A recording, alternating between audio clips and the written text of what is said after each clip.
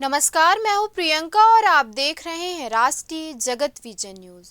राहुल टिकरिया ने अपने ऊपर लगे आरोपों को लेकर कांग्रेस पर निशाना साधा है। उन्होंने कहा, कांग्रेस पार्टी लगातार चरित्र हनन पर उतर आई है। कांग्रेस पार्टी एक के बाद एक नए आरोप लगाने का प्रयास कर रही है। राहुल टिकरिया का कहना है, भाजपा युवा मोर्चा का अध्यक्ष बनने के बाद से ही षड्यंत्र के तहत उन पर पुराने और बेबुनियाद मामले थोपे जा रहे हैं।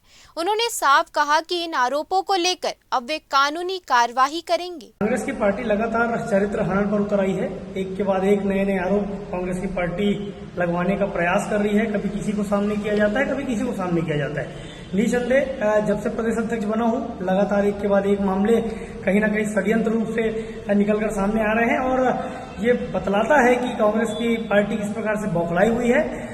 खुद बता रहे हैं कि मामले 3 साल पुराने, 4 साल पुराने हैं और कोई भी मामले किसी भी प्रकार से पुख्ते नहीं है, बेबुनियाद है।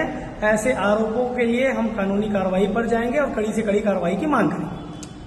फिलहाल इस खबर में इतना ही। देश प्रदेश के खबरों से अपडेटेड रहने के लिए हमारे चैनल को सब्सक्राइब करें और नए खबरों के नोटिफिकेशन के लिए बेल आइकॉन जरूर दबाएं। नमस्कार।